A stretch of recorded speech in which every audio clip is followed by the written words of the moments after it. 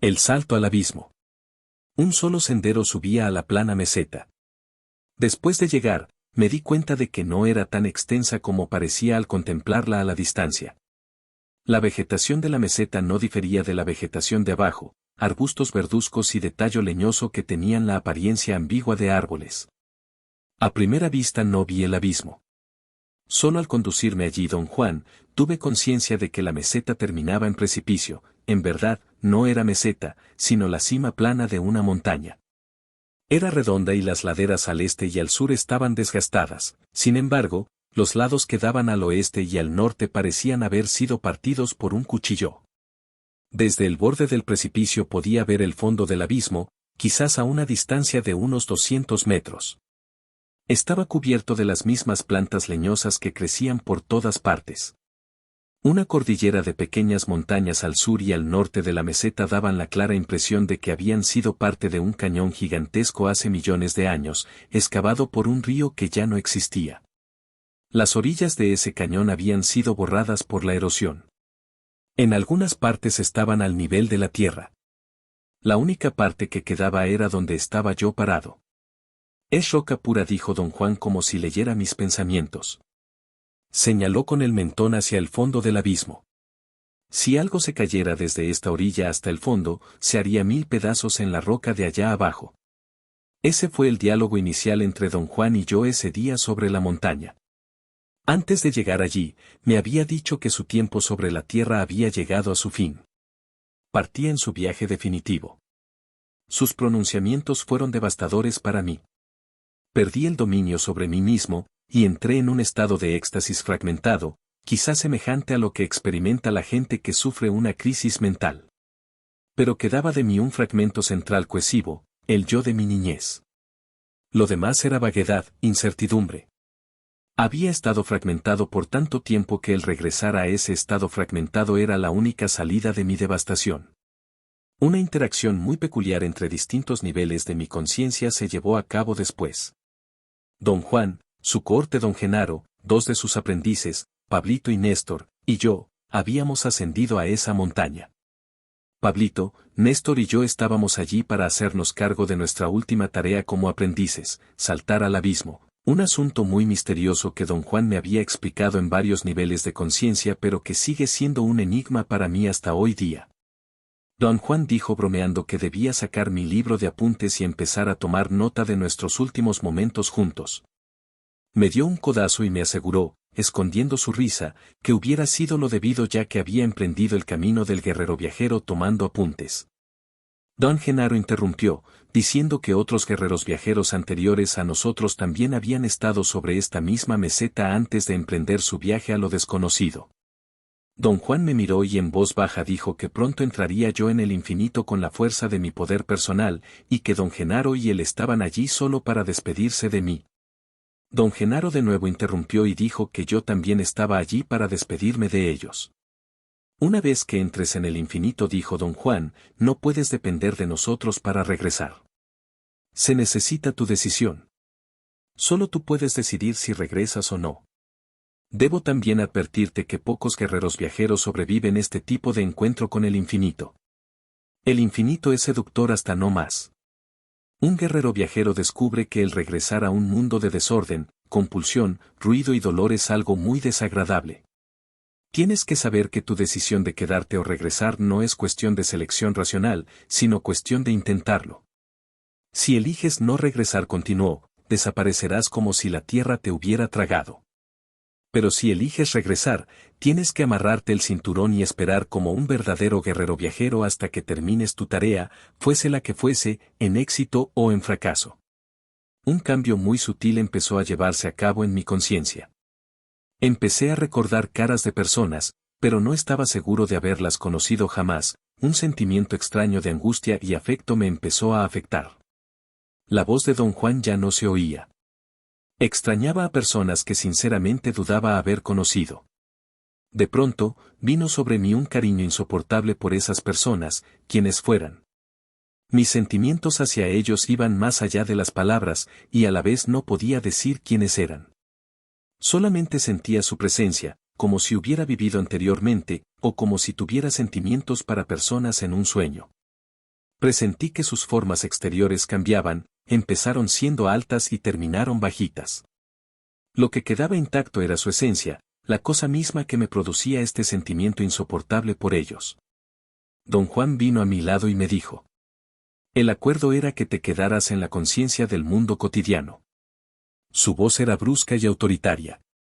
Hoy vas a cumplir con una faena concreta, siguió, el último eslabón de una larga cadena, y lo tienes que hacer en tu máximo estado de razón. Nunca había oído a don Juan dirigirse a mí en ese tono. Era un hombre distinto en ese instante, y a la vez, me era totalmente conocido. Sumisamente, lo obedecí y regresé a la conciencia del mundo cotidiano. No sabía, sin embargo, que lo estaba haciendo. A mí me pareció, ese día, que me había sometido a don Juan por temor y respeto. Enseguida, don Juan se dirigió a mí en el tono al que estaba acostumbrado. Lo que me dijo fue algo que también me era muy conocido.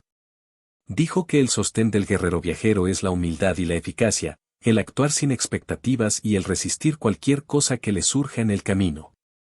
En aquel momento me sobrevino otro cambio en mi nivel de conciencia.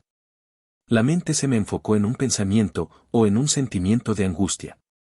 Supe entonces que había hecho un pacto con unas personas para morir con ellas, y no podía recordar quiénes eran.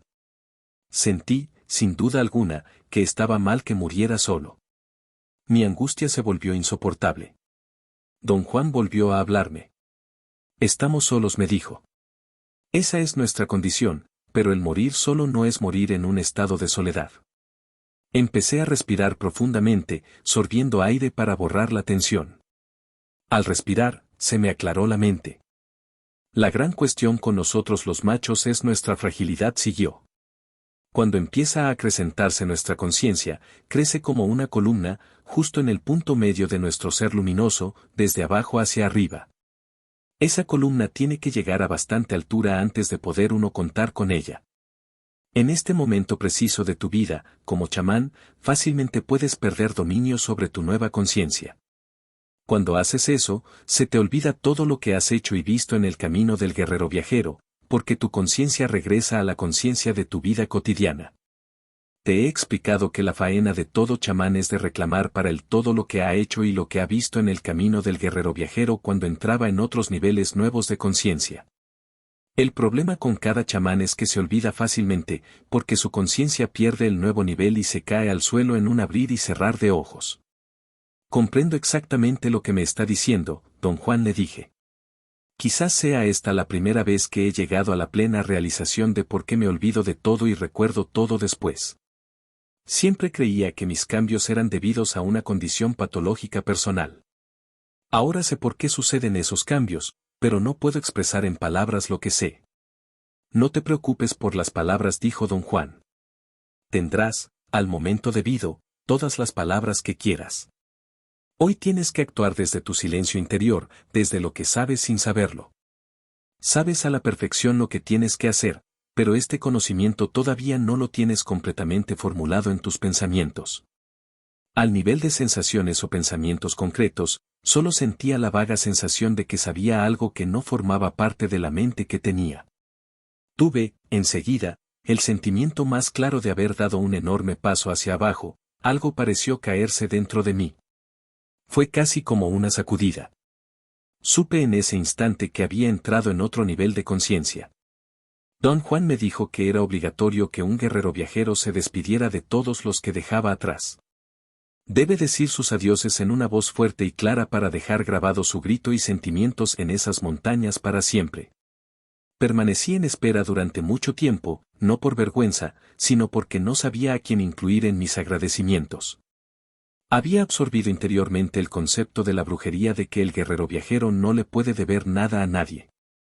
Don Juan había metido en mí un axioma de chamán: los guerreros viajeros pagan elegante, generosamente y con una ligereza sin par, cualquier favor, cualquier servicio que se les ha rendido. Así se deshacen de la carga de llevar deudas. Les había pagado, o estaba en proceso de pagarles, a todos lo que me habían honrado con su atención o cuidado. Había recapitulado mi vida a tal extremo que no había dejado piedra sobre piedra. Creía en verdad en aquel tiempo que no le debía nada a nadie. Le comenté a don Juan mis creencias y mi vacilación. Dijo don Juan que indudablemente había recapitulado mi vida totalmente, pero añadió que estaba muy lejos de estar libre de toda deuda. ¿Y qué de tus fantasmas? Siguió, los que ya no puedes tocar? Sabía a lo que se refería. Durante mi recapitulación, le había contado cada incidente de mi vida. De los cientos de incidentes que le había relatado, había extraído 3 como muestras de deudas que había contraído muy temprano, y había añadido a esos 3 la deuda que tenía con la persona gracias a la cual había conocido a don Juan. Le había agradecido a mi amigo profusamente, y tuve la sensación de que algo había reconocido mi agradecimiento. Los otros 3 sucesos habían quedado dentro del reino de los relatos, relatos de mi vida y de gente que me había otorgado un obsequio inconcebible, y a quienes nunca les había dado las gracias. Uno de esos relatos tenía que ver con un hombre que había conocido de niño.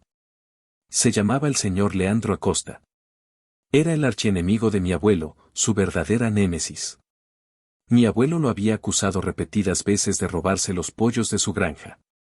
El hombre no era un vagabundo, sino simplemente alguien que no tenía empleo firme ni definido. Era un tipo inconformista, jugador, dominador de muchas artes, hábil curandero, según él, cazador y proveedor de especímenes de insectos y plantas para los yerberos y curanderos locales, y de cualquier ave o animal para los taxidermistas o tiendas especialistas en animales vivos. Según lo que decía la gente, hacía muchísimo dinero, pero no podía ni guardarlo ni invertirlo.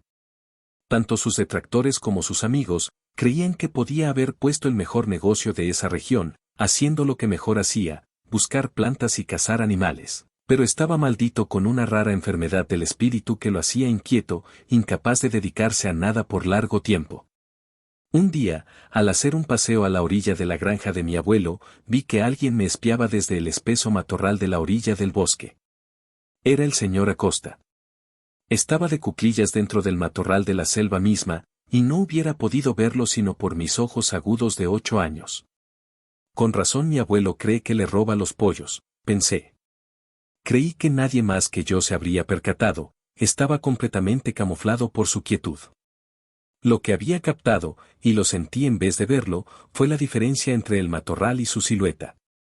Me le acerqué. El hecho de que la gente lo rechazaba tan violentamente o gustaba de él tan apasionadamente, me intrigaba sobremanera. ¿Qué está haciendo aquí, señor Acosta?, le pregunté osadamente. Estoy haciendo mi caca mientras contemplo la granja de tu abuelo, me dijo. Así es que vete antes de que me levante, a menos que te guste el olor a mierda. Me alejé a unos pocos pasos. Quería saber si en verdad estaba ocupado en lo que había dicho. Lo estaba. Se levantó. Creí que iba a abandonar el matorral, pasar al terreno de mi abuelo y quizás de allí pasar al camino, pero no lo hizo. Comenzó a caminar hacia adentro, hacia la selva. Oiga, señor Acosta, le grité. ¿Puedo acompañarlo? Advertí que se había quedado parado. Otra vez, era más bien una sensación corporal que de la vista misma, pues el matorral estaba muy espeso. Claro que puedes, pero solo si le encuentras una entrada a la maraña, me dijo. Eso no presentaba ninguna dificultad para mí. Durante mis horas de ocio, había marcado una entrada con una piedra de buen tamaño. Después de un proceso interminable de ensayo y error había encontrado que existía un pequeño espacio, y si lo seguía a lo largo de 3 o 4 metros, llegaba a un sendero donde podía ponerme de pie y caminar. El señor Acosta se me acercó y dijo. Bravo, mocito, lo lograste. Sí, ven conmigo, si quieres. Fue el principio de mi asociación con el señor Leandro Acosta. A diario íbamos de cacería. Nuestra asociación se hizo patente, ya que me iba de la casa desde la primera hora de la mañana hasta la puesta del sol, sin que nadie supiera dónde andaba, y un día mi abuelo me reprimió con severidad. Tienes que saber elegir a tus conocidos, me dijo, o vas a terminar como ellos. Yo no tolero que este hombre te afecte de ningún modo. Claro que te va a pasar su ímpetu. Y tu mente se volverá como la de él, inútil. Te lo digo, si no pones fin a todo esto, lo haré yo. Le echo encima a las autoridades por haberse robado mis pollos, porque sabes, carajo, que viene a diario y me los roba. Hice todo por mostrarle a mi abuelo que lo que decía era absurdo. El señor Acosta no tenía que robarse los pollos. Tenía a su alcance la vastedad de la selva. Podía sacar de allí cuanto él quería.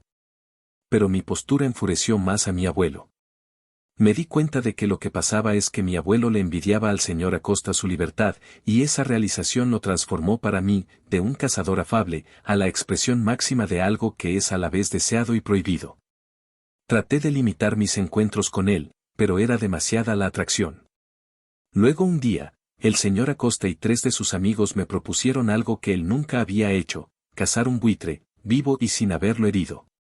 Me explicó que los buitres de esa región, que eran enormes y llegaban a tener una envergadura de 2 metros, tenían 7 tipos diferentes de carne en el cuerpo y que cada uno de esos 7 tipos tenía un propósito específico para la curación. Dijo que lo deseable era que el buitre no se hiriera. El buitre tenía que ser muerto por tranquilizante, pero no con violencia.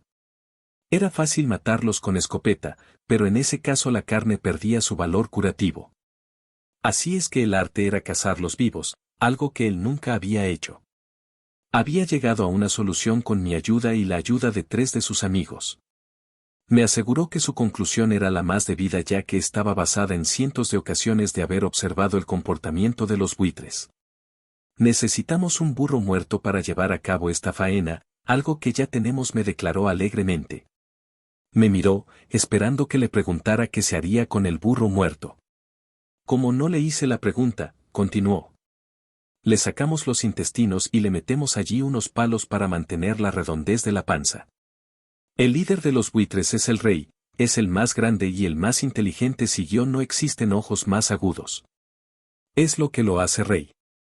Él es el que va a ver al burro muerto y va a ser el primero en aterrizar. Aterrizará con el viento en contra para confirmar, por el olor, que el burro de veras está muerto.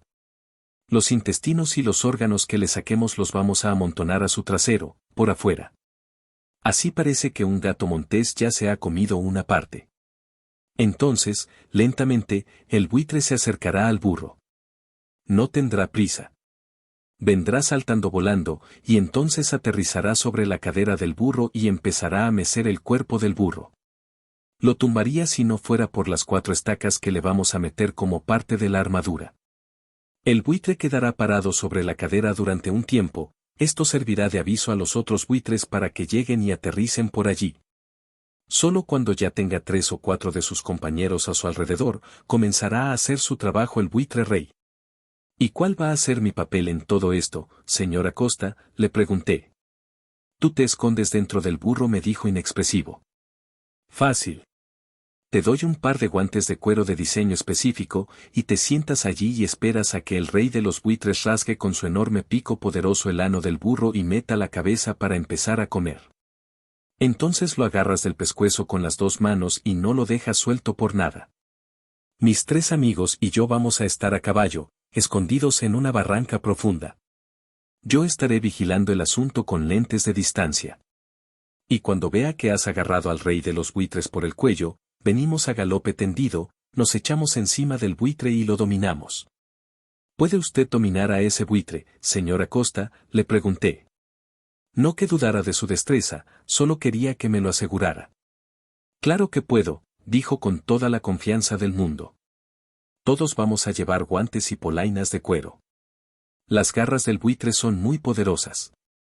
Pueden romperle a uno la tibia como si fuera una ramita. No tenía salida. Estaba atrapado, clavado por una excitación exorbitante. Mi admiración por el señor Leandro Acosta no tenía límites en ese momento. Lo vi como verdadero cazador, de gran ingenio, sabio y astuto. Bien, hagámoslo, dije. Macho. Así me gusta, dijo el señor Acosta. No es menos de lo que esperaba de ti. Había puesto una manta gruesa detrás de su silla de montar y uno de sus amigos simplemente me levantó y me sentó sobre el caballo del señor Acosta, justo detrás de la silla, sobre la manta. Agárrate de la silla, dijo el señor Acosta, y al agarrarte, agarra también de la manta. Salimos a trote corto. Cabalgamos como 1 hora hasta llegar a unas tierras planas, secas y desoladas. Nos detuvimos junto a una tienda de campaña, parecida a las de los vendedores de mercado. Tenía un techo plano para dar sombra. Debajo del techo había un burro muerto, color marrón. No parecía haber sido muy viejo, parecía un burro adolescente. Ni el señor Acosta ni sus amigos me explicaron si habían encontrado el burro o lo habían matado. Esperé a que me lo dijeran, pero no iba a preguntarles. Mientras hacían los preparativos, el señor Acosta me explicó que la tienda estaba allí porque los buitres vigilaban desde grandes distancias, dando vueltas en lo alto, fuera de vista pero ciertamente capaces de ver todo lo que por allí pasaba. Estas criaturas son criaturas solo de vista, dijo el señor Acosta. Tienen un oído miserable y el olfato no lo tienen tan bueno como la vista. Tenemos que rellenar todos los agujeros del cadáver. No quiero que te asomes por ningún agujero, porque si te ven el ojo nunca bajarán. No deben ver nada. Metieron unos palos dentro de la panza del burro y los cruzaron, dejándome lugar para meterme. En un momento dado, hice finalmente la pregunta que me tenía intrigado. Dígame, señor Acosta, este burro seguramente se murió de alguna enfermedad, ¿no? ¿Cree usted que me pueda afectar? El señor Acosta levantó los ojos al cielo. Carajo. No puede ser así de tonto. Las enfermedades de los burros no pueden ser transmitidas al hombre. Vamos a vivir esta aventura y no preocuparnos por los pinches detalles. Si yo fuera más bajo, estaría yo dentro de la panza del burro. ¿Sabes lo que es cazar al rey de los buitres? Le creí. Sus palabras eran suficientes para crear una capa de confianza sin par sobre mí. No me iba a descomponer y a perderme el suceso de sucesos. El momento aterrador vino cuando el señor Acosta me metió dentro del burro. Luego estiraron la piel sobre la armadura y le hicieron costuras para cerrarla. Dejaron, sin embargo, una parte abierta contra el suelo para dejar circular el aire. El momento horrendo para mí fue cuando se cerró por completo la piel sobre mi cabeza, como la tapa de un ataúd. Respiré profundamente, pensando solamente en la excitación de agarrar el rey de los buitres por el cuello. El señor Acosta me dio instrucciones de último momento. Dijo que me avisaría en el momento en que el buitre se viera volar por allí y cuando aterrizara, por un silbido que parecía llamada de ave, para informarme y para prevenir que me moviera o impacientara. Entonces oí que desarmaban la tienda y que sus caballos se alejaban.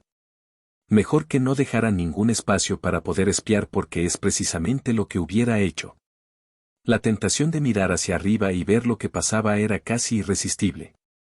Pasó largo tiempo sin que pensara en nada. Entonces oí el silbido del señor Acosta y supuse que daba vueltas el buitre rey.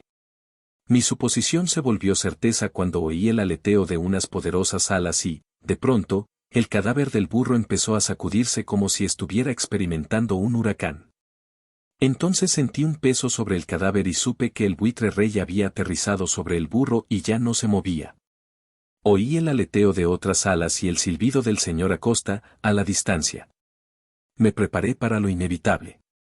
El cadáver empezó a mecerse mientras algo hacía pedazos la piel. Luego, de pronto, una enorme cabeza feísima con una cresta roja, un pico enorme y un penetrante ojo abierto, entró violentamente. Grité de susto y le agarré el cuello con las dos manos. Creo que por un instante sorprendí al buitre rey porque no hizo nada y me dio oportunidad de agarrarle el cuello con más fuerza, y entonces la cosa se puso fea. El buitre salió de su sorpresa y empezó a tirar con tal fuerza que me dio un golpe contra la armadura, y al instante quedé medio fuera del cadáver del burro, armadura y todo, agarrado del cuello de la bestia invasora con toda la fuerza de mi vida. Oí a la distancia el galope del caballo del señor Acosta. Oí que gritaba: «Suéltalo, chico, suéltalo, que te va a llevar volando». El buitre rey ciertamente o iba a llevarme con él o iba a hacerme pedazos con la fuerza de sus garras. No me pudo agarrar del todo porque su cabeza estaba metida entre la víscera y la armadura. Sus garras se resbalaban sobre los intestinos y no llegaban a tocarme.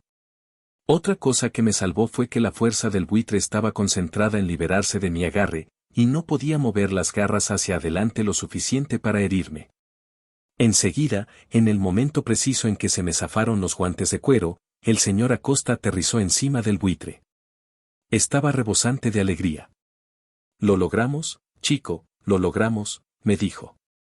La próxima vez ponemos estacas más largas para que el buitre no dé un tirón y te atamos a la armadura. Mi asociación con el señor Acosta había durado lo suficiente para cazar un buitre. Luego, mi interés en seguirlo desapareció tan misteriosamente como había aparecido al principio, y nunca tuve la oportunidad de agradecerle por todo lo que me había enseñado. Don Juan dijo que me había enseñado la paciencia del cazador en el mejor momento para aprenderla, y sobre todo, me había enseñado a sustraer de la soledad todo el alivio que necesita el cazador. No puedes confundir la soledad con estar solo, me explicó don Juan una vez. La soledad para mí es psicológica, es un estado mental. El estar solo es físico. Uno debilita, el otro da alivio. Por todo esto, don Juan había dicho, tenía yo una gran deuda para siempre con el señor Acosta, comprendiera o no el estar agradecido de la manera que lo comprende un guerrero viajero. La segunda persona con la cual don Juan pensaba que tenía que estar agradecido era con un niño de mi misma edad que conocí a los 10 años. Se llamaba Armando Vélez. Tal como su nombre, era extremadamente elegante, tieso, en resumen, un niño viejo. Me gustaba porque era seguro en lo que hacía y a la vez muy amigable. Era alguien a quien no se lo podía intimidar fácilmente. Se metía a pelearse con cualquiera si era necesario y sin embargo no era para nada un bravucón. Los dos salíamos a pescar juntos. Pescábamos peces muy pequeños, de los que vivían bajo las piedras, y teníamos que agarrarlos con las manos. Los poníamos a secar al sol y nos los comíamos crudos, algunas veces todo el día. Me gustaba además el hecho de que era muy ingenioso y listo, a la vez que ambidiestro. Podía lanzar una piedra con la izquierda más lejos que con la derecha. Sabía de incontables juegos competitivos en los que, para mi desilusión, siempre me ganaba. Me ofrecía una especie de disculpa, diciéndome, si voy más lento y te dejo ganar, me vas a odiar. Lo verás como un insulto a tu hombría. Así es que esfuérzate más. Debido a su comportamiento extremadamente digno, lo llamábamos, señor Vélez, pero el señor se abreviaba a So, una costumbre típica de la región de Sudamérica de donde vengo. Un día So Vélez me preguntó algo fuera de lo común. Empezó como siempre, desde luego, como un desafío. Te apuesto lo que quieras, me dijo, que yo sé algo que no te atreverías a hacer. ¿De qué hablas, So Vélez? ¿A qué no te atreves a bajar por el río en una balsa? Por supuesto que lo haría. Lo hice una vez en un río acrecentado. Me quedé varado una vez durante 8 días.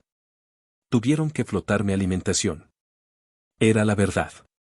Mi otro mejor amigo era un niño que llevaba el mote de pastor loco. Nos quedamos varados en una inundación sobre una isla sin que hubiera manera de rescatarnos. La gente del pueblo esperaba que el agua subiera y nos matara a los dos. Flotaron cestas de alimentación por el río con la esperanza de que llegaran a la isla y así fue. Así nos mantuvieron vivos hasta que bajó el agua lo suficiente para que llegaran a nosotros con una balsa y nos subieran a la ribera del río. No, esto es otro asunto, continuó So Vélez con su aire de erudito. Esto implica bajar en balsa a un río subterráneo. Me recordó que una enorme parte del río local pasaba por debajo de un monte. Esa parte subterránea siempre me había intrigado sobremanera. Su entrada al monte era una terrible cueva de buen tamaño, siempre llena de murciélagos y de olor a amoníaco. A los niños de la región se les decía que era la boca del infierno, azufre, humos, calor, olor. Te apuesto tu culo pestífero que no me voy a acercar a ese río mientras esté vivo, So Vélez, le grité. Aunque viva 10 vidas. Tienes que estar loco del todo para hacer algo así. La cara seria de So Vélez se volvió aún más seria. Dijo entonces tendré que hacerlo yo solo. Pensé por un instante que podía empujarte a ir conmigo. Me equivoqué. La pérdida es mía. Hey, So Vélez, ¿qué te pasa? ¿Por qué demonios quieres ir a ese lugar infernal? Tengo que hacerlo, dijo en su vocecita baja y ronca. Ves, mi padre es tan loco como tú, pero es padre y esposo. Hay 6 personas que dependen de él. De otra manera, sería tan loco como una cabra. Mis 2 hermanas, mis 2 hermanos, mi madre y yo dependemos de él. Él es todo para nosotros.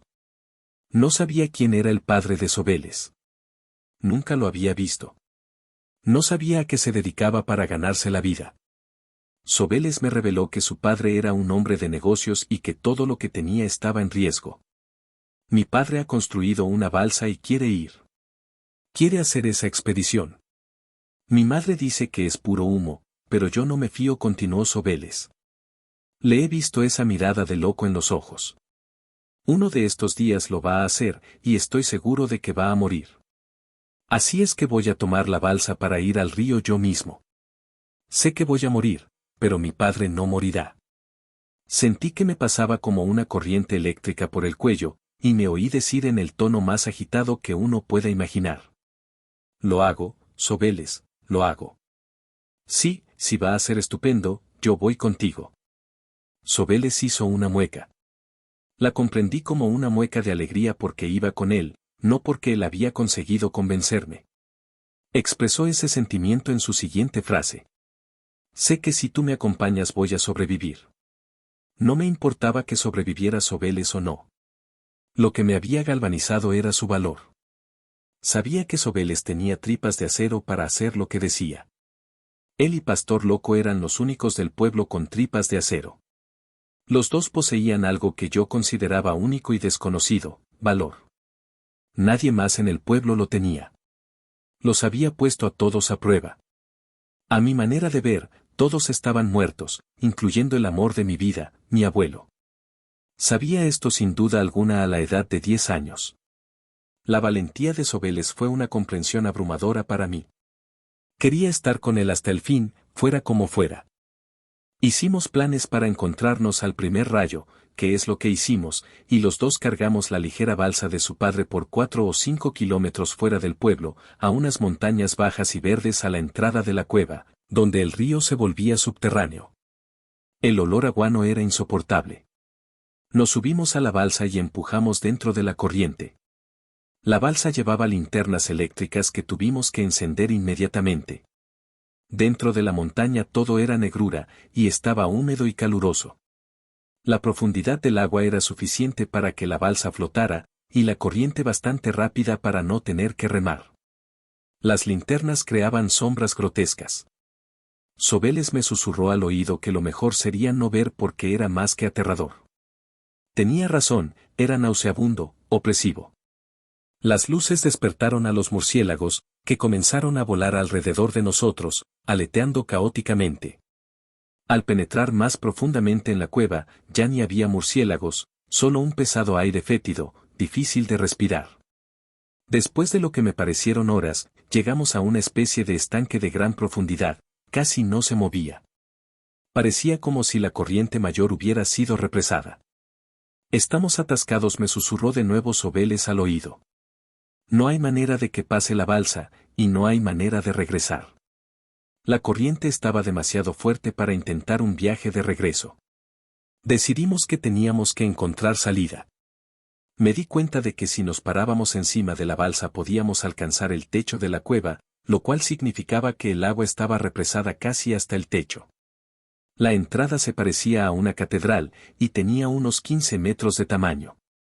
Mi conclusión fue que estábamos encima de un estanque como de 15 metros de profundidad.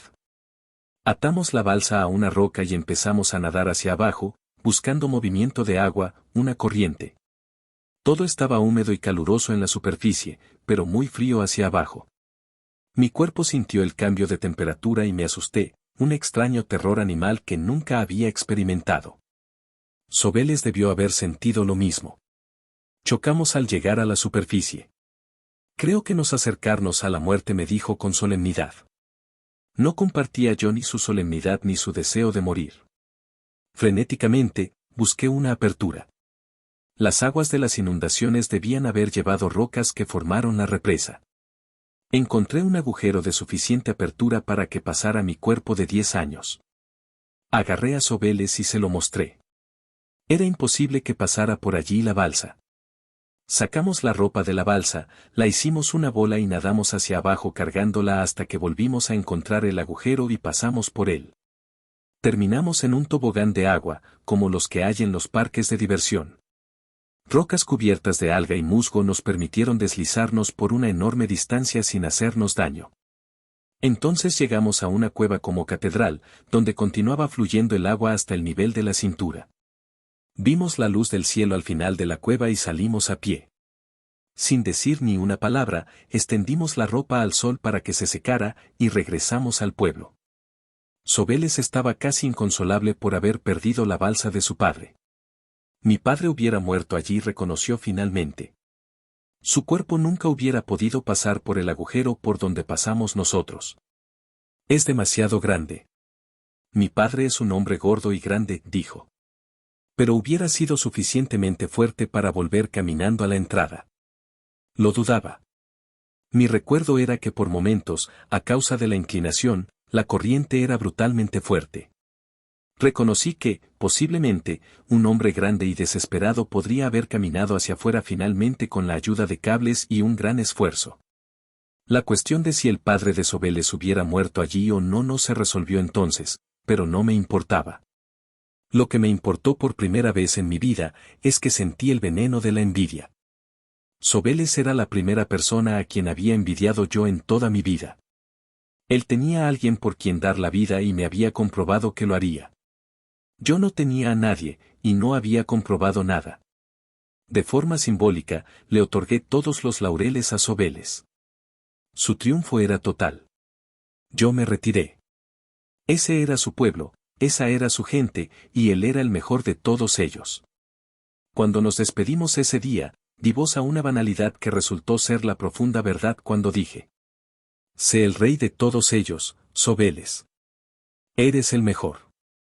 Nunca volví a hablar con él. A propósito, terminé con nuestra amistad. Sentía que era el único gesto con que podía demostrar cuán profundamente él me había afectado. Don Juan creía que mi deuda con Sobeles era imperecedera porque él era el único que me había enseñado que tenemos que tener algo por qué morir antes de pensar que tenemos algo por qué vivir. Si no tienes nada por qué morir, me dijo don Juan una vez, ¿cómo puedes sostener que tienes algo por qué vivir? Los dos van mano a mano y la muerte lleva el timón.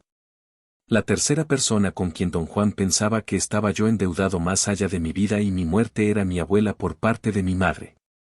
En mi afecto ciego por mi abuelo, el macho, me había olvidado de que la verdadera fuente de fuerza en esa casa era mi muy excéntrica abuela. Muchos años antes de que yo llegara a su casa, ella había salvado de ser linchado a un indio del lugar. Lo habían acusado de ser brujo. Unos jóvenes coléricos ya lo tenían colgado de un árbol del terreno de mi abuela. Ella los vio y los paró. Todos los linchadores, al parecer, eran sus ahijados y no se hubieran atrevido a desafiarla. Bajó al hombre y lo llevó a casa a curarle las heridas. La soga ya le había dejado una profunda herida en el cuello. Se sanó de sus heridas, pero nunca dejó a mi abuela. Sostenía que su vida terminó el día del linchamiento y que cualquier nueva vida que tenía ya no era de él, le pertenecía a ella. Como hombre de palabra, dedicó su vida a servir a mi abuela. Era su camarero, su mayordomo, su consejero.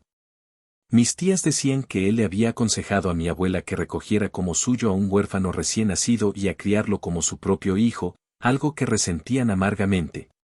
Cuando llegué a la casa de mis abuelos, el hijo adoptivo de mi abuela ya lindaba en los finales de los 30. Lo había mandado a estudiar a Francia. Una tarde, inesperadamente, un hombre recio, sumamente elegante, se bajó de un taxi delante de la casa. El chófer llevó sus maletas de piel al patio. El hombre recio le dio una buena propina. Me fijé de inmediato que las facciones del hombre recio eran de gran atractivo. Tenía pelo rizado y largo, las pestañas rizadas. Era muy guapo sin ser físicamente bello.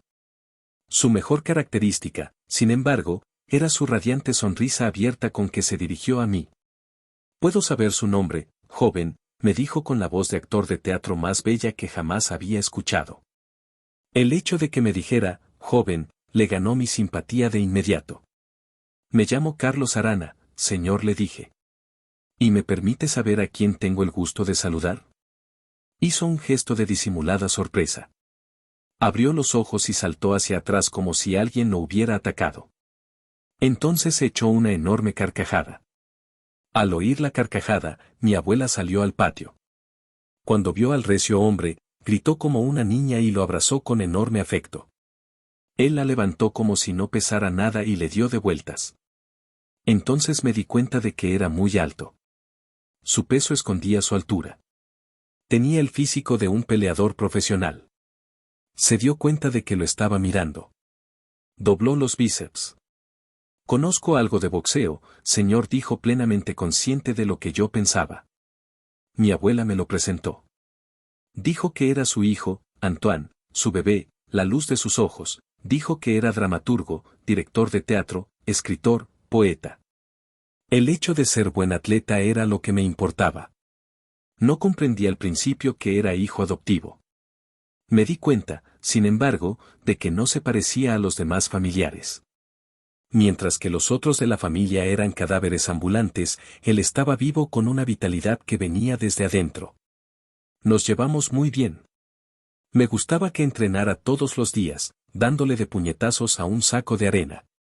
Me gustaba inmensamente que no solo le daba puñetazos sino también patadas, una mezcla asombrosa de boxeo y patada.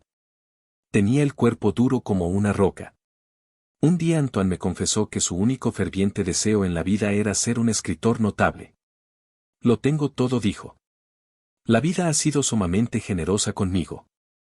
Lo único que no tengo es lo único que deseo, genio. Las musas no me quieren. Tengo aprecio por lo que leo, pero no puedo crear nada que me guste leer. Ese es mi tormento, me falta la disciplina o la simpatía para atraer a las musas, así es que mi vida está tan vacía que no se lo puede uno imaginar. Antoine continuó diciéndome que la única realidad que tenía era su madre. Dijo que mi abuela era su apoyo, su baluarte, su alma gemela. Terminó diciéndome algo muy perturbador. Si no tuviera a mi madre, dijo, no podría vivir. Me di cuenta entonces de cuán profundamente estaba atado a mi abuela. Todas las horrendas historias que me habían contado mis tías acerca del mimado Antoine se hicieron verdaderas. Mi abuela en verdad lo había mimado más allá de la salvación. A la vez, parecían estar muy contentos juntos. Los veía sentados durante horas, él, su cabeza en el regazo de ella como si fuera todavía niño. Nunca había escuchado a mi abuela conversar con nadie durante tan largas horas. De repente, un día, Antoine empezó a producir mucha obra escrita. Empezó a dirigir una obra dramática en el teatro local, una obra que él mismo había escrito. Cuando se estrenó, fue un éxito instantáneo. Sus poemas se publicaron en el periódico local. Parecía haber entrado en un estado creativo. Pero pocos meses después todo terminó. El director del periódico del pueblo abiertamente denunció a Antoine, lo acusó de plagio y publicó en el periódico la prueba de su culpa. Mi abuela, desde luego, no quiso oír nada acerca del comportamiento de su hijo. Explicó que se trataba de una gran envidia. Cada una de esas personas del pueblo estaba envidiosa de la elegancia, del estilo de su hijo. Estaban envidiosos de su personalidad, de su gracia. Ciertamente, era la personificación de la elegancia y del savoir-faire. Pero era un plagiador, no cabía la menor duda.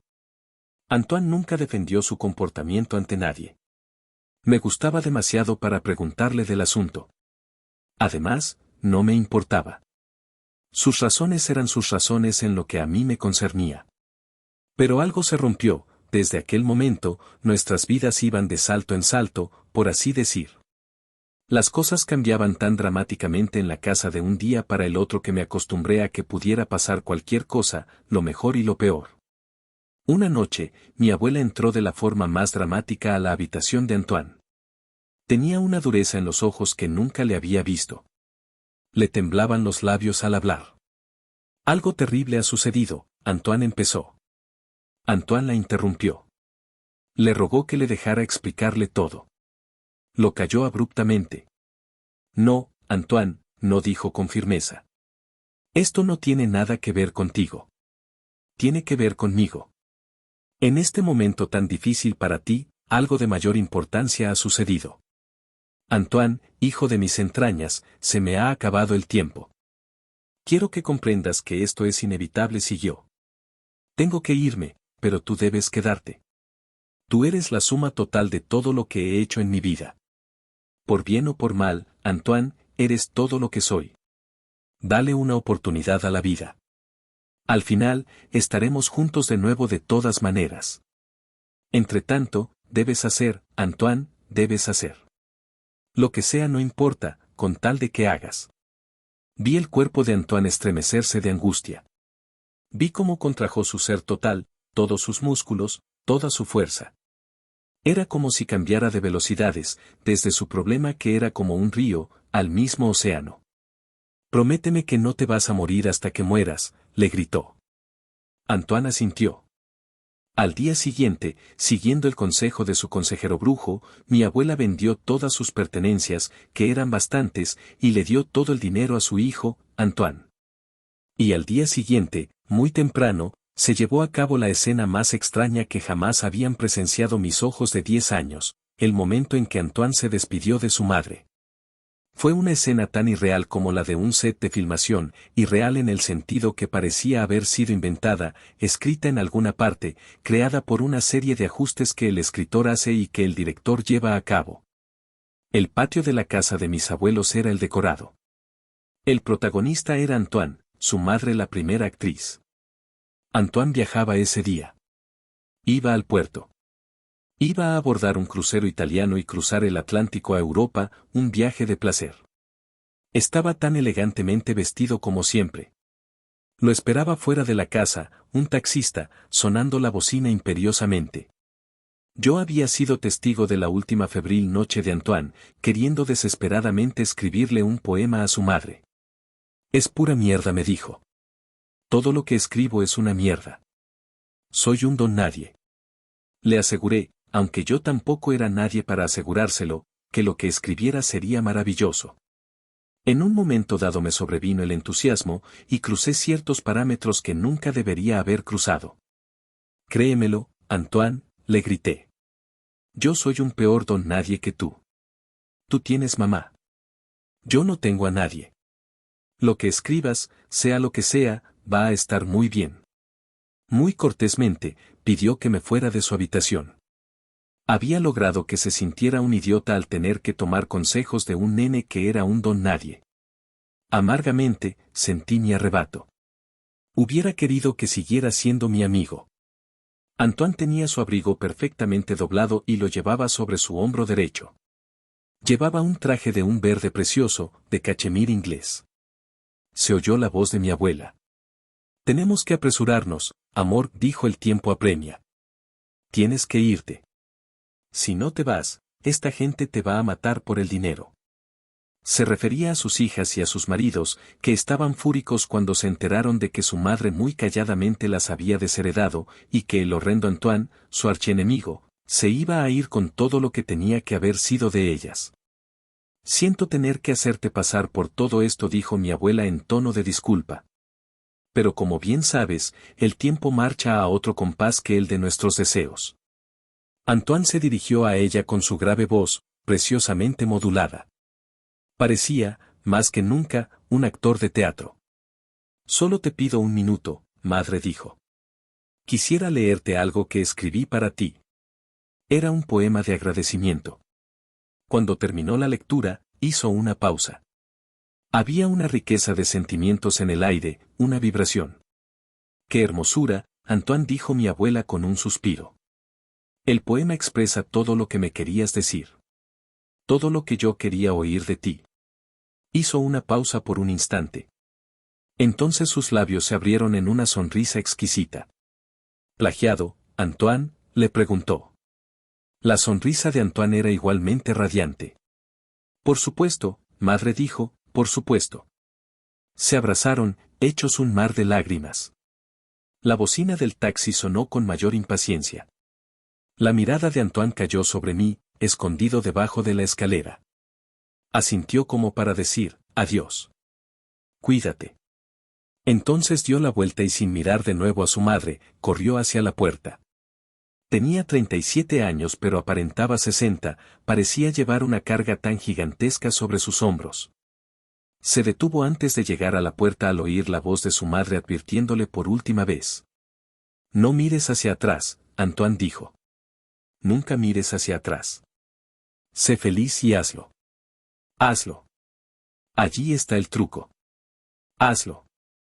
La escena me llenó de una extraña tristeza que perdura hasta hoy día, una melancolía inexplicable que don Juan dijo tenía que ver con mi primer conocimiento de que sí se nos acaba el tiempo. Al día siguiente, mi abuela se fue con su consejero barra diagonal camarero barra diagonal criado a emprender un viaje a un lugar mítico llamado Rondonia, donde su ayudante brujo iba a buscarle una curación. Mi abuela estaba enferma de muerte, aunque yo no lo sabía. Nunca regresó, y don Juan me explicó que la venta de sus pertenencias y el dárselas a Antoine fue una maniobra maravillosa de brujería que su consejero llevó a cabo para desligarla del cuidado de su familia. Estaban tan fúricos con mamá por su acción que no les importaba si regresaba o no. Yo tenía la idea de que ni se dieron cuenta de que se había ido. Encima de esa plana meseta, recordé todos esos sucesos como si hubieran pasado hacía un instante. Cuando les expresé mi agradecimiento, logré que regresaran a esa cima. Al terminar mis gritos, mi soledad era algo inexpresable. Estaba llorando desconsoladamente. Don Juan me explicó con gran paciencia que la soledad es inadmisible para un guerrero. Dijo que los guerreros viajeros pueden contar con un ser sobre el cual pueden enfocar todo su afecto, todo su cariño, esta tierra maravillosa, la madre, la matriz, el epicentro de todo lo que somos y de todo lo que hacemos, el mismo ser al cual todos regresamos, el mismo ser que permite a los guerreros viajeros emprender su viaje definitivo. Entonces don Genaro ejecutó un acto de intento mágico para mi beneficio. Acostado sobre el estómago, hizo una serie de movimientos deslumbrantes. Se convirtió en un globo de luminosidad que parecía estar nadando como si la tierra fuera una alberca. Don Juan dijo que era la manera en que Genaro abrazaba la inmensa tierra y a pesar de la diferencia de tamaño, la tierra reconocía ese gesto de Genaro. La visión de los movimientos de Genaro y la explicación de don Juan transformaron mi soledad en una felicidad sublime. No soporto la idea de que se vaya, don Juan me oí decir. El sonido de mi voz y lo que había dicho me avergonzó. Cuando empecé a sollozar involuntariamente, debido a mi autocompasión, me sentí aún peor. ¿Qué me pasa, don Juan?, murmuré. No soy así de costumbre. Lo que te pasa es que tu conciencia está de nuevo al nivel de tus talones, me replicó, riéndose. Entonces perdí el último ápice de dominio y me entregué por completo a mis sentimientos de decaimiento y desesperanza.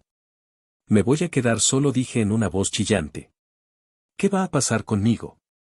Veámoslo de esta manera, dijo don Juan tranquilamente.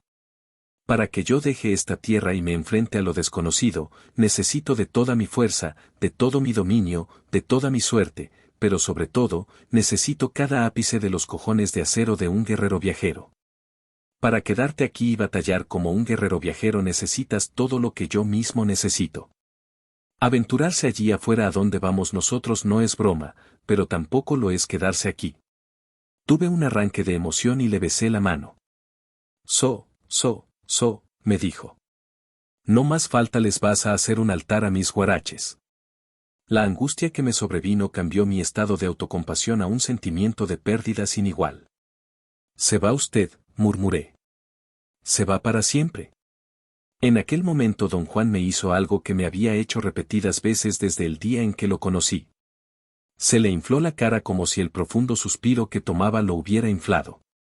Me dio un toque fuerte en la espalda, con la palma de su mano izquierda y dijo.